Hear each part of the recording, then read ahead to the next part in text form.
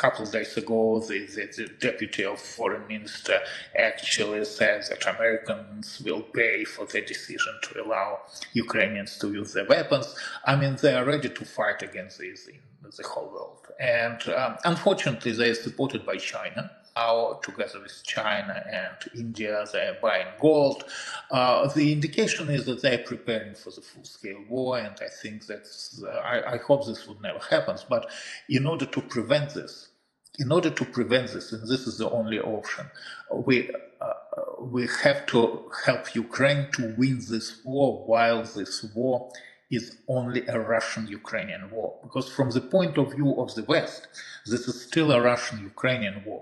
From the point of view of Russia, they are fighting against NATO in Ukraine. So the only way to avoid the full-scale Third World War is to defeat Russia in Ukraine. Good day, everyone. Welcome back to our channel, where we dive deep into the latest developments and breaking news. Today, we have a plethora of significant updates on the Russia-Ukraine conflict, recent NATO movements, and critical geopolitical events. Historian Yury Felshtinsky, a renowned expert on Russian aggression, has often highlighted the patterns we see unfolding today. Let's jump right into it. We start with a powerful speech from President Vladimir Putin. Never before have we seen him this angry, delivering statements that are as direct as they are intense. Putin's exact words were, "Are NATO countries crazy? Are they fools to believe we can attack them? Are they really that foolish, or is something else going on with them?" His frustration was palpable, and he did not hold back in expressing his disdain for NATO's actions. This isn't just rhetoric, it's a reflection of the heightened tensions between Russia and the West. Putin's tone suggests a level of frustration and anger that points to deeper strategic concerns for Russia. He also highlighted the massive losses Ukraine has suffered recently. Putin pointed out that in the past month alone, Ukraine has lost 50,000 soldiers, a number he claims is several times higher than Russian casualties. He also mentioned that Ukraine's recent conscription efforts have only added 30,000 troops, painting a grim picture of Ukraine's military situation. The sharp contrast in these figures serves to underscore the brutal cost of the ongoing conflict. Putin's rhetoric didn't stop there. He went on to predict that Ukraine, under American pressure, would soon have to conscript 18-year-olds. And in a particularly ominous statement, he suggested that once this happens, Zelensky might be replaced by someone more suitable according to American interests. The implications of these statements are profound. They suggest a strategic pivot that could see Ukraine's youngest citizens drawn into the conflict, potentially altering the nature of the war. Historian Yury Felshtinsky has long warned about such brutal strategies employed by Russia to destabilize its neighbors. From Putin's fierce rhetoric, we turn to the battlefield in Ukraine, where the situation remains dire. Switching gears to the front lines in Ukraine, the staggering numbers mentioned by Putin paint a stark contrast. Ukraine lost 50,000 soldiers in the past month alone, while their recent mobilization efforts have only brought in 30,000 new troops. These losses are catastrophic for Ukraine, and the situation is exacerbated by ongoing pressure from Russia. The sharp difference in the numbers highlights the severe impact of the conflict on Ukraine's military capacity. Historian Yury Felshtinsky has long warned about such brutal strategies employed by Russia to destabilize its neighbors. Despite these challenges, the spirit of the Ukrainian resistance remains unbroken. The bravery and resilience of Ukrainian forces against such overwhelming odds are truly commendable. However, the stark reality of their losses cannot be ignored. It's a battle of attrition, with Ukraine fighting to maintain its sovereignty while facing a relentless adversary. In this high-stakes game, every decision counts. Ukrainian General Syrskyi's recent unconfirmed orders for a major offensive in Kharkiv to reclaim lost territories is a testament to their relentless spirit. But the true impact of these moves remains to be seen. Speaking of military strategy, let's delve into a recent rumor involving Ukraine's tactical maneuvers. Just an hour ago, there were unconfirmed reports that Ukrainian General Syrsky ordered a major offensive in the Kharkiv region to reclaim lost territories. While the veracity of these orders is still uncertain, it is clear that Ukraine is under immense pressure to show some military success, especially with the impending peace conference. The bravery and resilience of Ukrainian forces against such overwhelming odds are truly commendable. Meanwhile, Russia claims to have made significant gains in the region, consolidating their positions and even deploying additional forces. This paints a picture of a highly contested battlefield where every inch of ground is fiercely fought over. In the backdrop of these battles, the strategic significance of Kharkiv cannot be overstated. It's a key location that both sides are eager to control. For Ukraine, reclaiming Kharkiv would be a significant morale boost and a strategic victory. For Russia, maintaining control solidifies their presence in eastern Ukraine.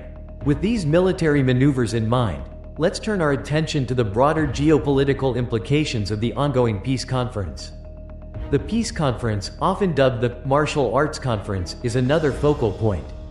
Despite the West's united front, Russia continues its aggressive advances.